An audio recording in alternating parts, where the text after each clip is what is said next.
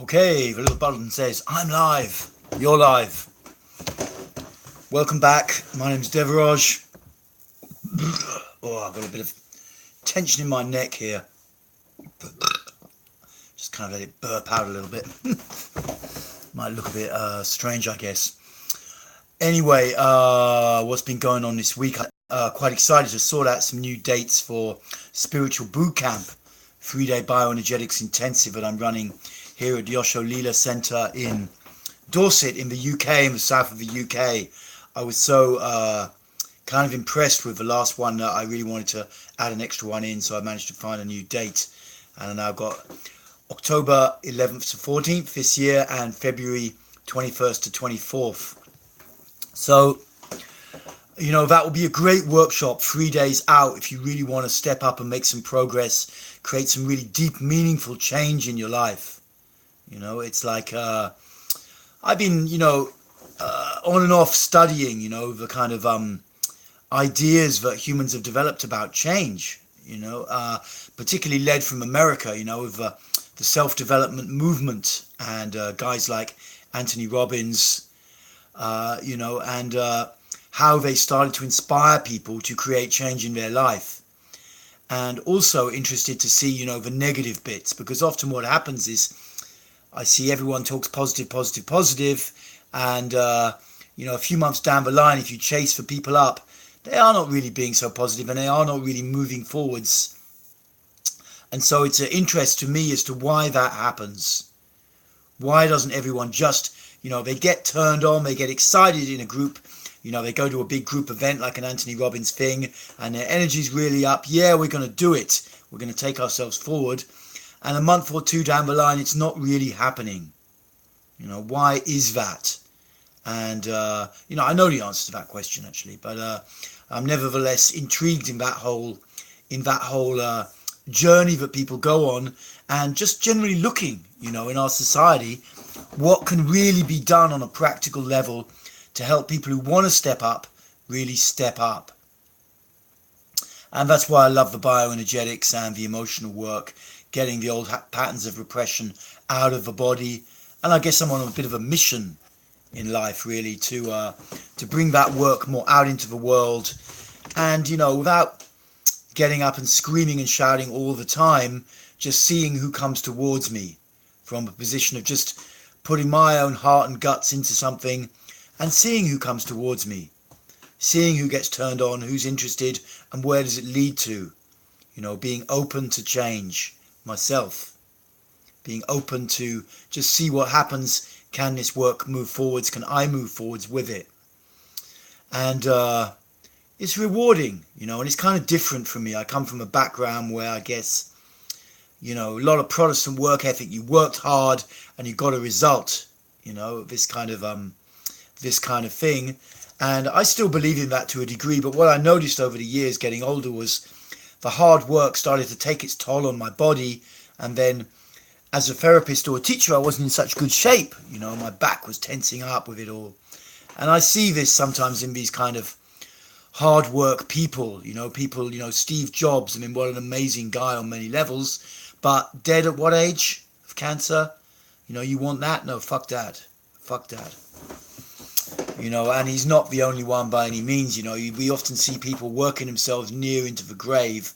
And so I guess I find basically human life interesting and exciting. And just, I'm just intrigued to see where it can go.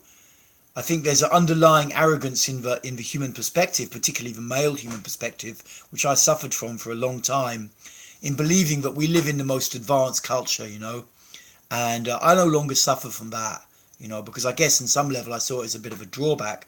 Also, I think we live in very primitive times, and it's also a time for people with a bit more awareness to step up and really go for it, keep looking and keep moving forwards. Hey, Jason, good to hear from you, man. I hope things are good in Brighton. Started doing the triple opener, had lots of tears, seems to be working. Yeah, that's I tell you, I love that fucking process, man. I love it. I led it this morning, I led it yesterday morning in the community, and then we do it for about 20 minutes, and then we do some other opening exercises, and The school of bioenergetics that I came from was mostly based around actually the work of Brazilian teachers like Prem Milan in the Namaste Center in southern Brazil. And you always started with the bow and arch, you always started with the bow and arch. That was kind of a little bit how it went. And so I've been enjoying breaking that mold and developing my own exercises to start with. And this triple opener, I find really a good one. It starts to get, if you get those shoulders moving and the gut energy moving and the legs moving, all three of those things together, it gets you centered more in your belly, and it starts to break up the body armor from the neck and the shoulders. And so 15-20 minutes of that, and people are open, they're much more open. The bow and the arch is good, but early mornings it can be a lot on your body, So I'm really getting into this triple opener. And I think it's a fucking awesome process, basically. 20 minutes, and each time it starts to go a bit deeper. I think there's like layers that you go through with it, with this shoulder movement in particular, putting the negativity you feel like, I don't want to do this fucking shit anymore, putting that into that downward movement of the shoulders. I can just doing it now, I can feel it, it starts to break open this armor around here and allows the energetic heart to open, allows you to be more present with yourself. So I'm well into this triple opener, or armor breaker as I sometimes call it these days. I think it's an awesome process. I also notice it's very good before doing emotional expression to get people more in the body, more in the guts. I learned a lot of emotional expression work from the Humaniversity, who are awesome fucking teachers. And their ex-head, he's now passed away, Varesh, amazing guy. But what I learned myself was it's actually very good to spend time really opening the body before you go into full-on emotional expression, like face-to-face screaming at each other kind of stuff. And so when I'm leading that kind of work now, I start to put a lot of emphasis on really getting the body open first, because then when you get into the face-to-face expression, there's less resistance. The feelings are close to the surface, and you also release more from the gut. So well done, man. Well done, man. I'm still toying with the idea, Jason, about, I don't know, I get these ideas to start another men's group up sometime, maybe occasionally in Bristol rather. I think you're there. So get in touch with me privately if you're interested. Maybe one evening every fortnight or something. I don't know. I have a little idea about it. I don't want to overcommit, but I'd love to discuss it with you sometime if you're interested. Anyway, Majed TV, hey man, nice to hear from you. Nice to hear you're back. Holotropic breathwork. Okay, yeah, I did that about 20 years ago with some great guys up in Hebden Bridge in Yorkshire. It's kind of the new age capital of the north, also the lesbian capital of the north. And I did like a 3-day workshop or 4-day workshop or something like that. And it's great holotropic breathwork, but it lacks the directional aspect of bioenergetics. You do these long sessions for like 3-4 hours, and it goes deep, and it's great for moving stuff that the mind isn't usually moving. But for me, breathwork is not a substitute for proper, focused directional therapy. It's more an adjunct. It's more an adjunct for that. Other therapists would disagree with me, no doubt, but that's my position with it, because I like to work in normal awareness, basically, more so than with drugs or with breath work. And a lot can be done in that state. A lot can be done from different therapeutic modalities. And then I put the breath work in. I tend to use rebirthing more than holotropic breath work, partly because of my trademark and stuff, and holotropic goes on for a long time. I put that in because it moves the energy in a different direction. In a longer workshop that I'm running, like 3 days or more, to put some breath work in there for a 2-hour session moves the energy in a different direction, and stuff comes out which isn't coming out through the normal process. But you need the normal process, in my opinion. So that's my personal way of working with breath work, to put it in with other stuff. Hey, you're gonna message me? Cool, Jason. Yeah, I don't know. I keep getting these little urges inside. I have to listen to them somewhere. The guys. There's a lot of, I don't know, support younger men to step up a bit and take a position in life, coming together to work on our stuff and hang out a bit as well. Anyway, that was a vague idea I had to try and get something going in Bristol for a bit, maybe to commit a little bit of energy. Yeah. So yeah, I think in the last couple of weeks I've been feeling quite inspired, and my own journey goes a bit deeper. Doing my own, but doing the triple opener and stuff, I get a bit more grounded in my belly, a bit more clear. I see myself where I'm kind of backing down on myself. I was listening to this guy, this old coach guy, Dan Pena. I quite like him. He's a real, you maybe know him, some of you know, a real old, crusty old Mexican American motherfucker, basically. Real hard ass fucking guy, about the antithesis of political correctness as you can get. And what was I going to say? He was kind of God. I've lost the thread of it. The thread of it now. It's a bit embarrassing in my mind. But I like to listen to him. He has a powerful energy, and he really gives it. And he was being interviewed by a chap I know, Jason Capital. It's about a year old on YouTube. But I watched that the other day, most of it, and I enjoyed watching that. And I think it also inspired me to go deeper in taking a position. I remember now. He was saying, like, all these fucking new age gurus who are trying to change your life. He knows half of them. He said they don't they don't take their own medicine. They're good at putting it out, but they don't practice what they preach. They talk the talk, but they don't walk the walk. And it got me thinking, where in my life am I not really walking the walk? I'm talking the talk, but where am I myself? I'm teaching other people. Where am I not doing it? And I think, I need to commit a bit more here and there to really sticking with stuff sometimes, and also giving feedback when it's there in my mind. In a lot of situations, I live communally for the best part of 2 decades now, and there's plenty of situations where everything's very intense and there's a lot of triggering. And I certainly have, whenever I'm in a kind of crisis, I will speak up. I will not fucking internalize that shit. I don't care if it creates a fucking big drama. If I'm triggered beyond a certain level, I'm putting it out. But there's also stuff I see where I'm mildly triggered or being tough, and I tend to sometimes look pragmatically what's the best way of moving forwards with that. And to a degree that's okay, but then sometimes I see I'm kind of coming from a place talking to a whole group about something, and really I need to direct it more to one person. So I'm learning, listening to some of these coaches online, places where I need to pick myself up and go deeper. And that to me is important, because particularly in the States, what I see with a lot of these coaches is they kind of portray themselves as they're already there and they're fucking perfect. And those guys I know, they're not like that. And it's not necessarily so useful to portray yourself that way. You don't necessarily want to be running a group. I know group leaders who would collapse halfway through the group and go into a mountain of pity, and the participants had to almost support them to keep running the group, but I think that's not so professional at all. But at the same time, trying to pretend that you've got everything sorted and you know it all already is also a little bit of a fucking con somewhere. And I like to be straight with people. I'm still on my own developmental journey, and I expect to be on that journey for the rest of my life. And I don't really have a problem with that. And if someone doesn't want to work with me because of that, that's cool. That's cool. It's not a problem. You can find a lot of people out there on the internet who tell you they're totally fucking sorted and they're doing everything and it's all great. They got a hard on 6 hours a day and they're shagging left, right and centre. They're earning $1 million a year or whatever, probably a bit more. And they're living in some fucking great condo with, a fucking great Lamborghini outside and whatever. Occasionally I get to meet these people and I find out often inside that they're not doing so good, actually. They're not doing so good. And I'm getting interested in this coaching and personal development kind of track. And I'm looking what really works. When you've been round to a few different trainers and teachers and you followed this online course and you've been to that workshop and you find a month later not much is happening, where do you go when you really want something to work? And that's the kind of work I want to bring in myself, stuff where it really fucking works. Yeah, you're going to be pushed. Yeah, it's going to be challenging. Yes, you're going to have to face parts of yourself that ordinarily you don't want to fucking go there.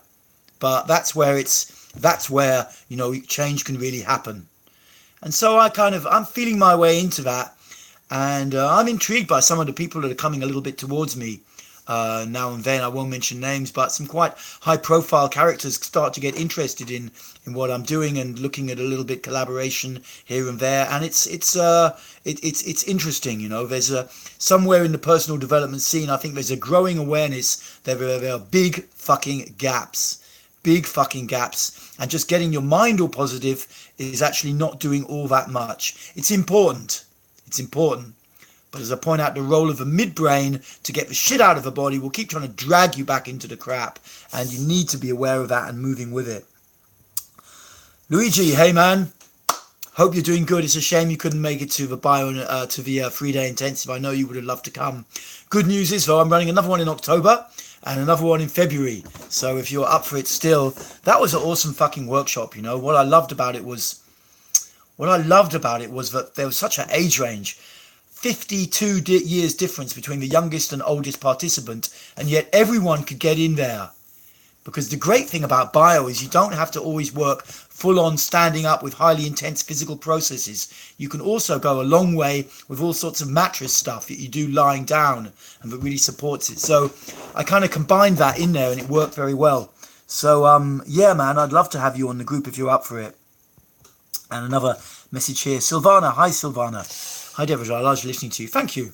I'm already 3 weeks non-stop practice. I combine the grounding with the back, shoulder, neck exercises. I hope it is okay. Saves me time. Yeah, I mean, if it feels like, you know, stuff's moving, you make your own exercises up. I have not yet done enough. I'm in the process of writing a book and starting to create program, you know, but I haven't really, I can actually write. I mean, I wrote a fucking novel 2 years ago, but somewhere I haven't really quite got my shit together with it. I may need to go and lock myself away in the countryside for a week and really get in on it, or otherwise just focus a bit more. But I'm hoping within the next year to bring out a book, certainly online and probably a hardback, a published edition, and also start to really develop a program for the average person to get into, you know. I won't be trademarking or doing any of that bullshit, which I don't know if you could anyway do. I don't say that, maybe I shouldn't say that, but anyway. But, you know, if you're doing some of these exercises together and it's working for you, that's fucking great, you know. That is fucking great. So just keep on going with it. Keep on going with it, Silvana. You know, and some people are very intuitive, you know. I can't quite see your photo there. It comes up a little bit small on my phone, but I'm guessing you're a woman, Silvana, and women can be very intuitive. So sometimes listening to your body, it kind of knows what it wants in the practice, and you can trust that. The thing to do is to keep on the edge of your comfort zone, especially when you're new. People sometimes push it too hard, especially if they maybe had a dad who was a bit of a sergeant major with them, and you've got to keep on the edge of that comfort zone. That's the key, and really breathe. Breathe like a big old bear, you know. Make a bit of sound on the out breath, like a natural sound, not screaming and shouting, opening your throat. And that takes it all deeper. Lujas, I'm terrible with your name, man. Hey, man, great to hear from you. Great to hear from you. Ah, yes, you enjoyed the spiritual boot camp. It was great to have you on the workshop, man, for 3 days. The first one we did. Yeah, and I'm back again October 11th to 14th with that. I hope you're still doing good after it. I guess you traveling around Europe, maybe. Okay. Really good to hear from you. Tips on epilepsy. Bloody hell. Yeah, I don't know. I mean, I'm just trying to think. I did have a lady I worked with a bit who had petit mal seizures. And, you know, you have to be careful with emotional triggering because I don't know a lot about epilepsy. So, you know, if you're getting grand mal seizures, over the years there were theories, but I don't think they were borne out really neurologically. That because when you see someone having a seizure, you know, they're going into this thing and stuff like that, you know, it looks, if you're trained in the group room as a therapist, it looks like a kind of cathartic release.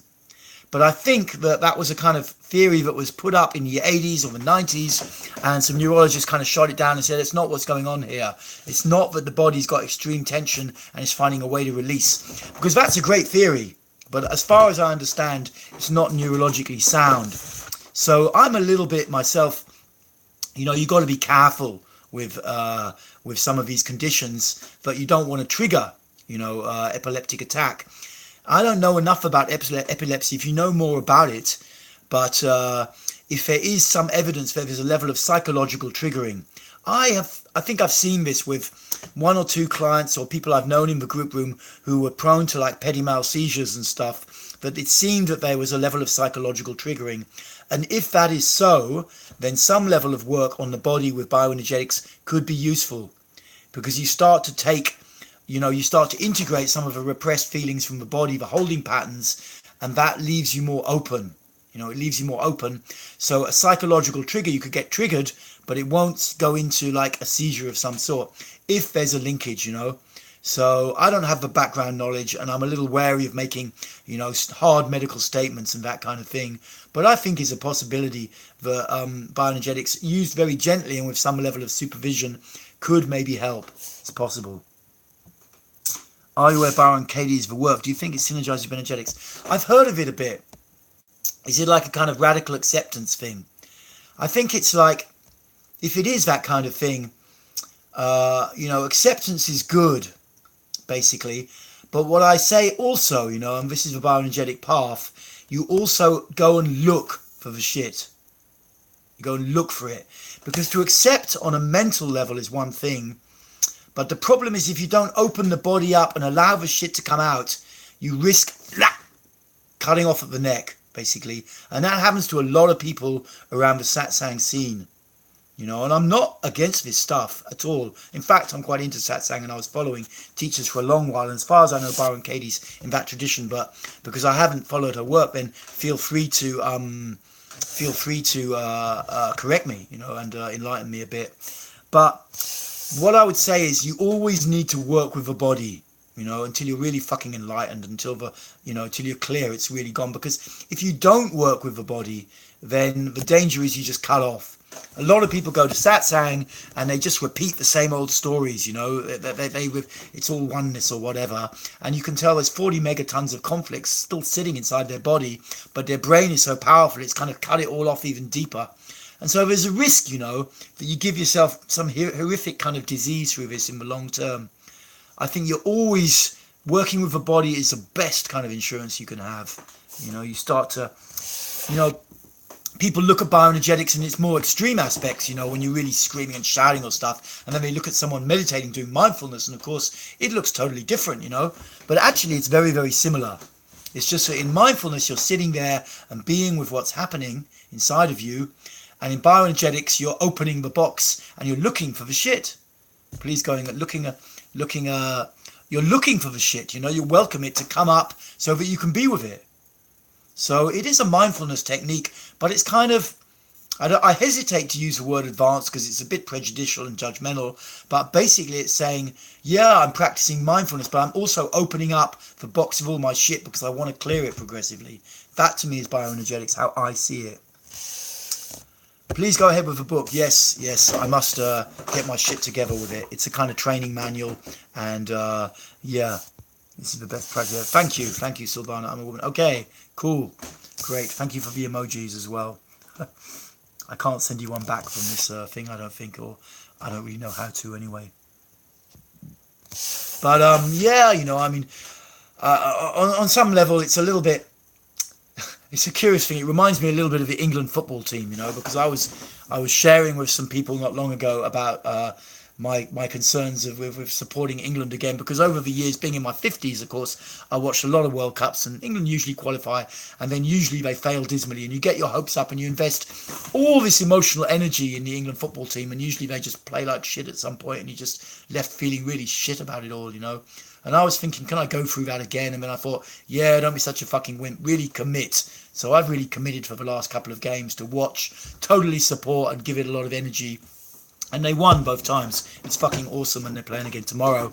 But in like manner, symbolically, bioenergetics has been around for a long time, since the 50s and the 60s. And a lot of people who have been so turned on by it and amazed by how much change it can create have assumed that it will just take over at some point, and really become a big worldwide movement like yoga or, meditation. But the truth is that hasn't happened. It's still relatively unknown, and it's still right out there in the darkness a lot. So, and so sometimes I can think, well, I don't want to say like bioenergetics is really coming up and it's going to be here forever and it's going to be fucking awesome, because maybe, maybe it will just come up for a while and retreat back for a while or whatever. Who the fuck knows? But I think I'm getting more committed to really putting some stuff out. And it's also exciting because it's a little bit unexplored terrain, There's not that many good teachers around. They're lurking around here and there. West coast of America, southern Brazil, a little bit in Germany, certainly. But there's not that many good teachers around. And so if you're into therapy and body work and you want to teach people something, it's a fucking awesome thing to learn. And you just need to get involved in it and keep on doing it to the point where you work. Do it to the point where you feel confident to work with people and then take it out to them. And what's most important, of course, is you really got enthusiasm for it and you're into it yourself. Yes, bioenergetic works for epilepsy, especially pelvic waves. Okay, you've been doing the pelvic wave. Cool. Well, let me know. If you feel okay to reveal about it on public forum? Feel free to tell me a little bit if you suffer epilepsy yourself or you're working with people with epilepsy. But I'm happy to hear that it's doing something for those guys. That's great. Yeah, I don't know about this whole cathartic theory of epilepsy. It looks so good, the theory, and then I know at some point the neurologist kind of shot it down and said, because it's easy to see because the brain holds a phenomenal level of control somewhere over the body, and so the idea that every now and again it would just let go and the body would just go into this kind of release, because you see someone having an epileptic fit, it looks like a cathartic release, it looks like that, and usually they say they feel better afterwards. So it seemed like a good way of letting off tension, but what I understand is that's not accurate. Maybe you know better. Okay, guys, how we doing? Yeah, I'm going to do another 20 minutes or so. So if you got questions, feel free to just put them out. I'm stepping up with the work. I want to get some more. I'm trying to focus more. For a long time, I've been running groups, but I've also been doing a lot of administration in the community. I have kind of some level of basic financial skills and this kind of thing, and I end up doing a lot of admin work, and sometimes I'm not giving enough attention to my own career, and then I catch myself getting a bit resentful. Resentfulness is a great marker. Whenever you feel yourself being resentful about something, have a look what it's about, because somewhere you are not living your truth and stepping up and doing what you really want. I can guarantee that. At a certain point in your development, you need to really kind of practice vigilance. What's going on in my states, That's why it's good to have relationships, Good to have love relationships, good to have friendships. All of this stuff, quite apart from anything else, is a great learning tool. All the mirrors that you get, Sexuality, what a fucking mirror, Used to go on workshops where, the workshop leader you'd have to get married to a woman on the group for like a day, and then you spend a day and a night together, and then at the end of it you have to give each other feedback.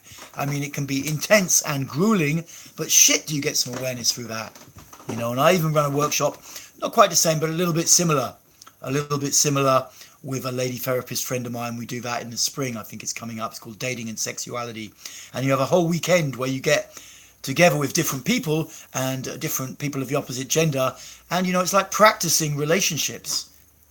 It's fucking great. It makes total sense. So many people, they just get, I don't know, they just get married, they get pregnant, they just get married when they're 21, and they haven't fucked around at all. They haven't even had loads of different relationships just to learn about themselves and who they are in a relation and who they are in relationship. It's crazy. It's crazy. It's not practical. You want to go out there and enjoy yourself. In British culture, they always let the kind of, the middle class or the brainy people, you went to university, I think, and it was basically a chance for you to get wasted a lot and shag a lot, get it out of your system, I used to think. And then you could come back and be a member of, the British establishment. But I never really passed enough exams to get to uni, and I didn't want to go to uni anyway. So I never quite made it. It wasn't that I was an utter thicko, actually, but I am quite bright. But somewhere I was in such a reaction to the fucking system of education. I had enough of it. Looking back, probably would have been good fun. But anyway, that's how it is. But what was I saying? Sexuality. It's why it's so great to be in relationships. Someone was asking me, should I get in relationships? Get in relationships, man. Get in relationships. Go out there into the world and put your energy out. Because how else are you going to get awareness? You're going to get awareness age 24, sitting in your room trying to meditate? Maybe a little bit, but fuck, if you go out there and live, go out there and live, stretch to the edge of your comfort zone, chasing after women or guys or doing, taking risks, going out there, seeing what support you need with the risks. That is how to live. That's the soul's way to live. That's the soul's way to live, because if you were a little soul, whether you believe in it or not, you imagine yourself just before you came out of your mum, would you want to live some cramped up life working for Wanker and Sons printing merchants somewhere in the middle of bloody nowhere, having a shit life with the same old fucking wife, boyfriend, husband, whatever? No, would you? Fuck. You want to go out there and live. That is what it's about. And our culture still supports that. You can do it. Okay, I'm on a bit of a track here. Majed, hey man, can you talk about existential life crisis, finding your purpose? Yes, as it's famously said, the Chinese, said that, a crisis is also a fucking great opportunity, and it is. If you're in a life crisis, it's great to do a workshop, actually. It's fucking great. I was in a huge life crisis when I started to do therapy in my very late 30s, early 40s, Huge fucking life crisis. And because I knew I was fucked up, I didn't have nothing to lose anymore. I had my ego and my control trip, but I knew that it wasn't working. So I knew from that position, like, fuck it, what have I got to lose? What the fuck have I got to lose? And that's crisis is fucking important. I was listening to this guy I talked to earlier, Dan Pena. He was talking a little bit about it on a video I was watching the other day, and it's basically true. People who are really successful in life, they come into a crisis and they take action to make use of a crisis. So, if there's any way you can get yourself into a workshop, come for spiritual boot camp, man. Fly into the UK. I don't know where in the world you are. It's going on in October. And it really helps when you're in a life crisis, to come into a group therapeutic environment is so powerful, because a life crisis usually on a deeper level, essentially, feelings are arising that feel really fucking scary at some level. Maybe you're not even consciously aware of it. It's just at the subconscious level of a defensive layer, which I talk about sometimes. And it just feels like everything's falling apart and fucked up. But when you get yourself into the group room and you're guided to really express, a lot can change very, very quickly. A lot can change very, very quickly. Life crisis is a big opportunity. But our normal Western culture is not making so much use of it. And often people just end up on some fucking antidepressant or something, not really working for them in the long term. Look to get into some really exciting, juicy therapy soon. Group room stuff. Nasima, hi Nasima. I'm wondering why bioenergetics exercises work with me, other times didn't feel released. What am I missing? For one thing I would pick up with, sometimes it takes a while, to get a release. And other times what I see people doing is they're not breathing enough. They're in the posture, but they're kind of holding on somewhere. And basically, you need to breathe like a motherfucker, basically, you just need to, it's like you're doing the bow and the arch, which is one of the staple positions of bioenergetics. You're hanging down there, breathe, physically breathe through your mouth, in and out, trying to breathe down into your core muscles in your belly, really breathe. And that starts to open the body. A lot of people go into the stress position of bioenergetics for bow like this, and they're just holding on for dear life, desperately waiting for the 2 minutes to be up, and yes, I did it, I fucking did it. It's not achieving very much. It will achieve a bit, but a lot more is achieved when you really breathe and feel your body. You have to engage with your body as much as you can. This is the key with bioenergetics. Total engagement, and this is the key. So this is what I would advise, not having met you. Also, if you're interested, you can do a one-to-one session sometime. I charge 30 UK pounds that's about $40 for a 45-minute session, if you're interested, and we can have a look one-to-one what's going on. But it sounds like you're saying that bioenergetics works for you sometimes, but other times you're not quite getting the release. It can also be that you need to move on to a different exercise, that you've released something from one exercise, and before another layer from that exercise can come, it's good to move somewhere else. Sometimes you can work that out by simply sitting down, Sit down, make yourself a bit peaceful for a while, and just feel inside your body what's going on, and even ask your body, where do I need to work next?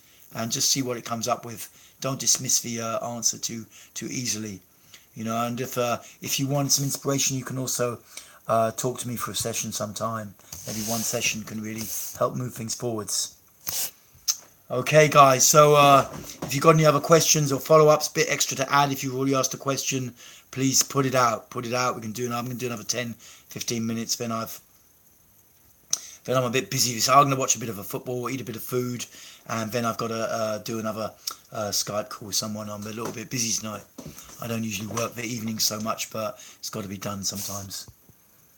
Anyway, yeah.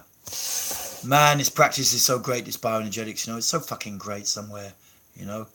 I'm happy, you know, I'm happy because, you know, I've still got areas of me that are locked up and blocked, and the way I lead it, I also get very involved in it, so I get a release as well. It's like a fucking double yes, or whatever they call it, you know. It's a total win situation.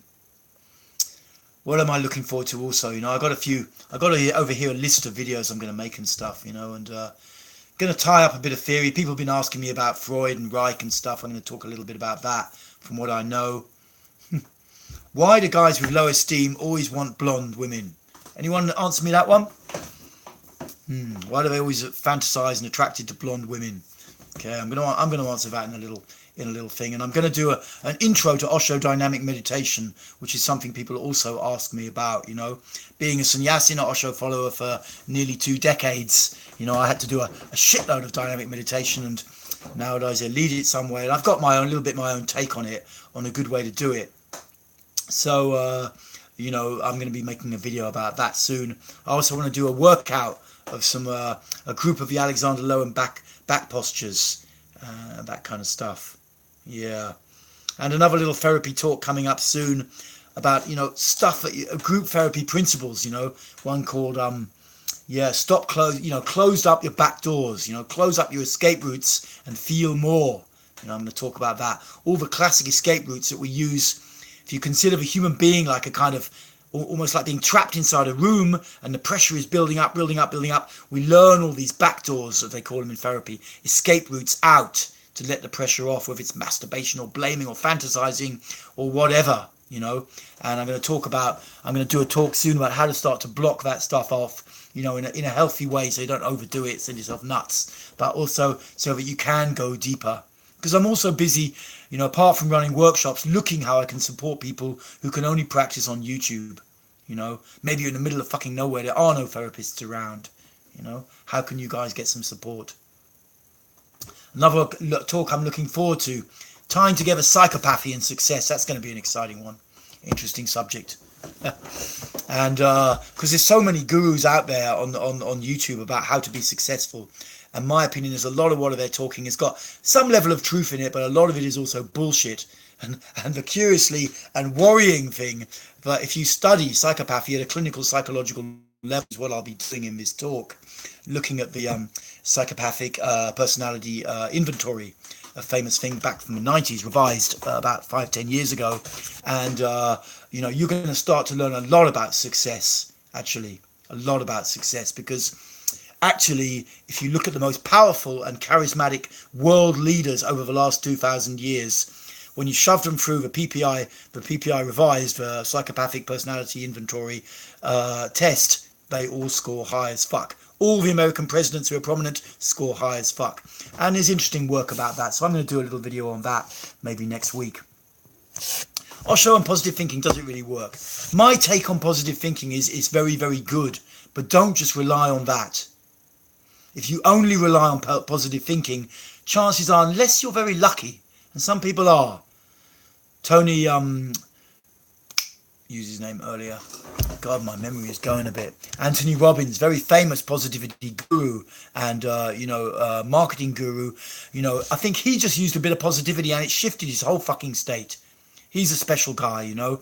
But for the average punter, just thinking positive is not enough. You have to deal with the core of the negativity, which is repressed emotions in the body.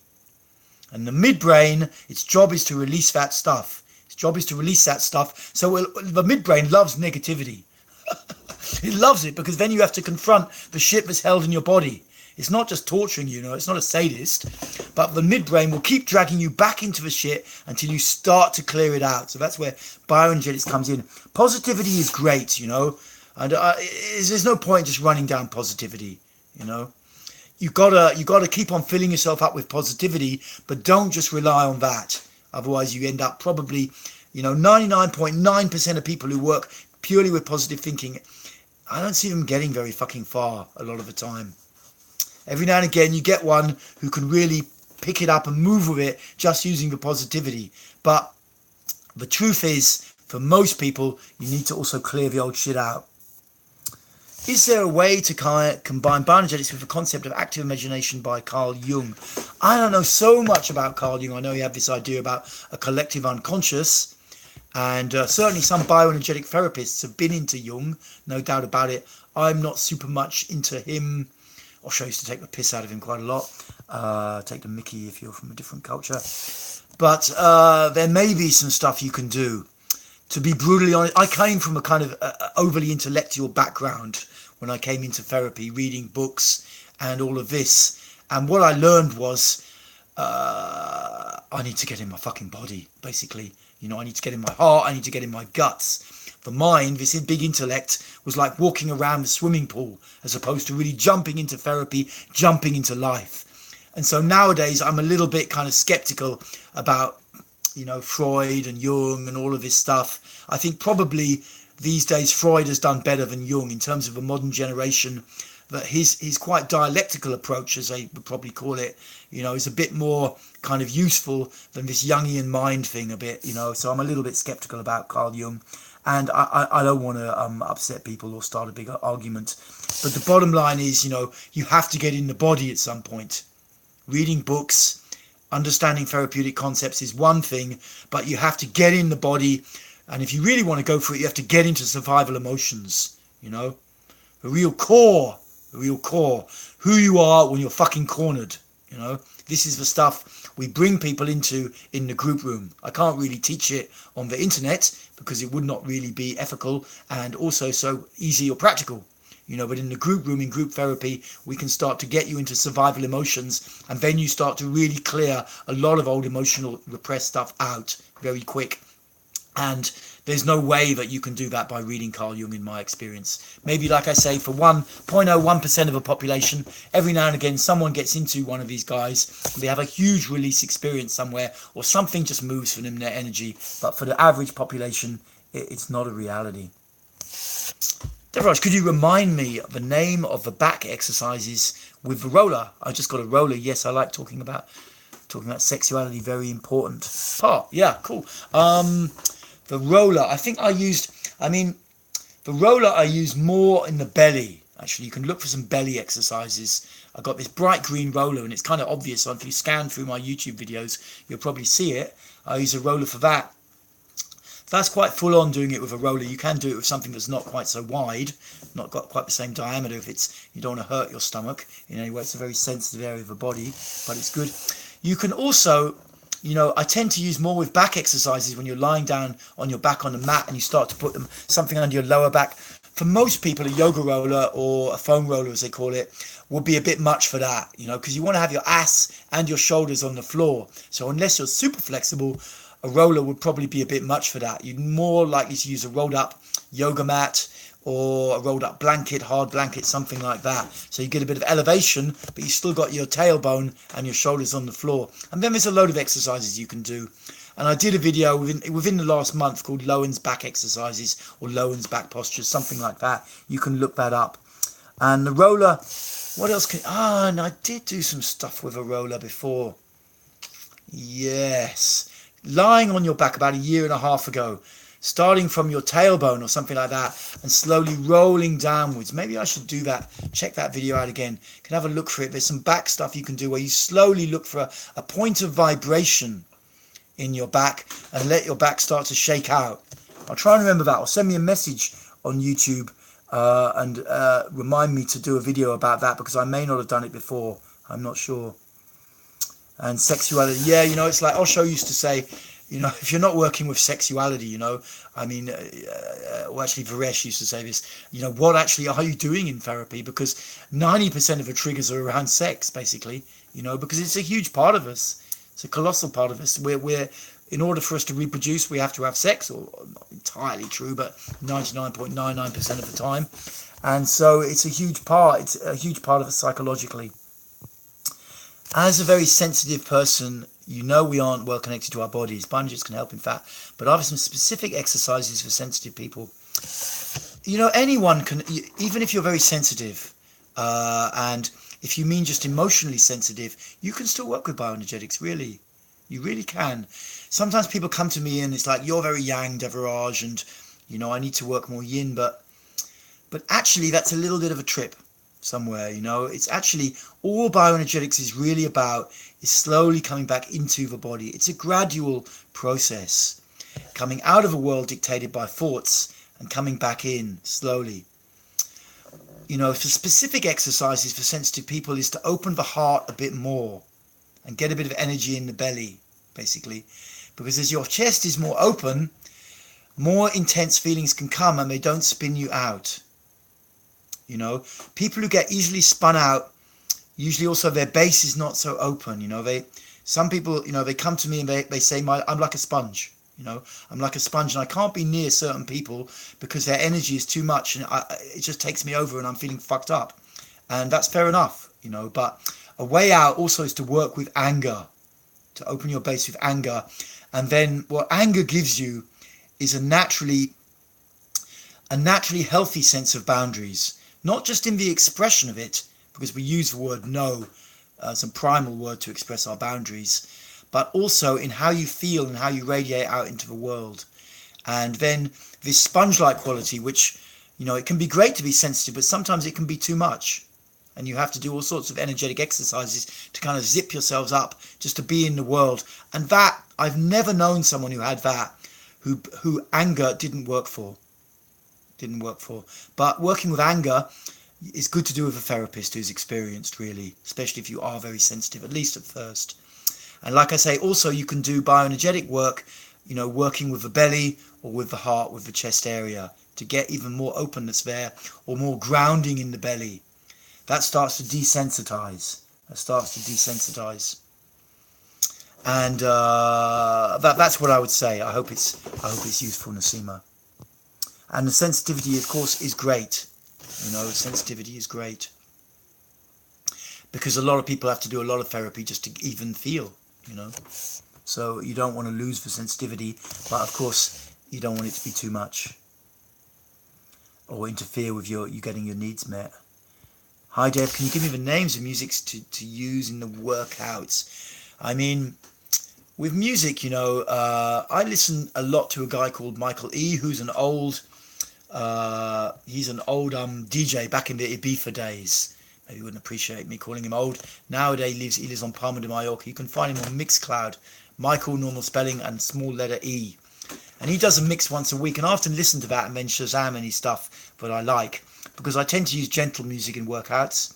Or then if I'm doing some heavy emotional expression stuff, kind of Rage Against the Machine or some heavy shit, that gets people into it. Or a bit of sometimes some heavy breakbeat like Plump DJs or the Prodigy, that kind of thing, so that's the kind of music I use. Sometimes I use some new age music by a guy called Shastro, who's a kind of tantra musician, and I use that a little bit. It's kind of curious having music for bioenergetic sessions and therapy work. It tends to be, for me, either very extreme, hard, full-on music or very gentle, soft feeling music, because those are the two kind of poles that I'm working with. So you have the hard, heavy stuff to really get into the anger, and then you have the very gentle stuff to feel all the deeper emotions underneath to support you to feel. So I have quite a collection of very gentle, soft tracks and also heavy shit, and not tons of stuff in between. I do also listen to music a lot. I have some problems accepting the upcoming emotions. Okay. I know this is a big part of bioenergetics and I try it, but oftentimes I repress them, even that I don't know that they're emotions. Any tips? Thanks. I mean, the thing to do, if you're having a problem accepting it, then you are aware of it. So that's good, One thing to look at is the defensive layer, where when you see yourself or you suspect yourself to be coming out of a situation, because there may be some, when you see yourself diverting, distracting, going into your mind, wanting to drop a posture in bioenergetics before you finished it, get a little bit suspicious, like what's going on. And then breathe and feel. Try not to go into the story. The story is usually because we have a defensive layer operating below the level of our conscious awareness, and it will try to take over the conscious awareness and direct us out of the feeling that's rising. But actually that defensive layer is old, and it's a little bit like a soldier fighting the war after the war's still over. It might have been needed in early childhood to repress and put off feeling emotions till later, but now you don't want that anymore. You want to feel. So when you get a little bit like, whoa, why am I stopping this exercise? What am I afraid of feeling? Don't go too much into the story. Just sit down, breathe, and feel your body. Feel and feel and feel.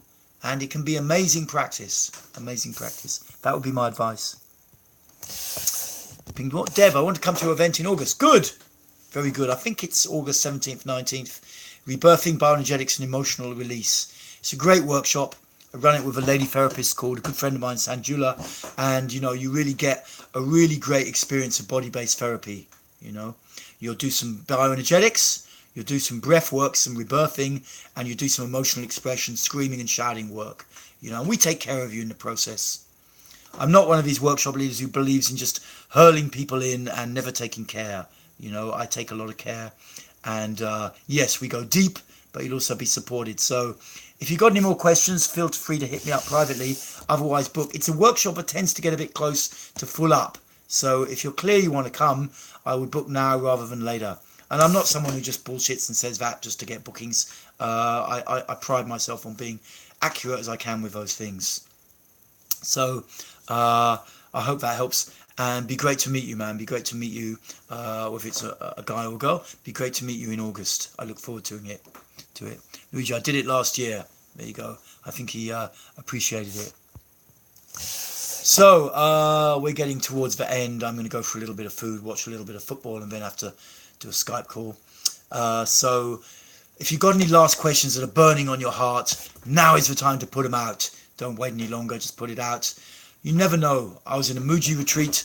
He's a big spiritual teacher about 3 years ago, and I waited till the last day to ask this question. Well, he finally picked me, and when I was a bit nervous about asking the question, he said, don't be nervous, man. It's a question probably a load of people have got, and this is all being videotaped, and then they can learn from it as well. And so I could get off it a bit, and I encourage you to do the same. When I was a guy and I started to go to men's sharings, I realised that all the guys had the same mind fucks about sex and women that I did. I thought I was alone with it and all the other guys were sorted out and fine. And then it was like a fucking big load off, So I encourage people to put the questions out, not to go beyond your boundaries and what you feel safe with, but at the same time to take a little bit risk. So we've got 2 minutes if you've got a last question, and then I will just close this stream for now. And let's see if anybody goes for it. Otherwise, I wish you all well. If you're French or Belgian and watching the football, let's hope your team does good. Do I think England are going to make the final? Yeah, I think we've got a good chance. I think Croatia are also a good team, But yeah, England in the final. I mean, who would believe that? Because we had a lot of protests. I don't read the papers so much, but about the Russians and the way they got this thing. They got the World Cup, but accusing them of all kinds of kind of dubious practices, which I wouldn't be surprised are true. And I think no British politicians are going to go to the games or to going to the Cup. I don't know. But we can make it into the final. I mean, what the fuck, hey? What the fuck? England in the World Cup final again. I think we've only done it when we won it, when we hosted it, So to do it in Russia, that would be pretty fucking awesome. Okay, it looks like no one's going for the last minute question.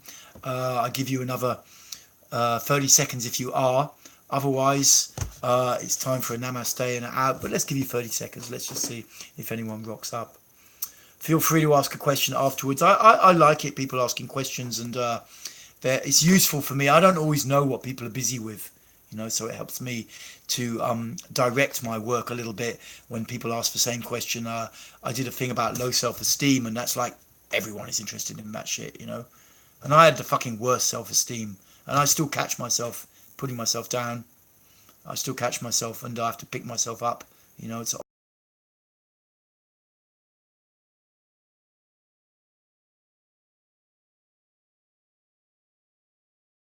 soon. Bye for now.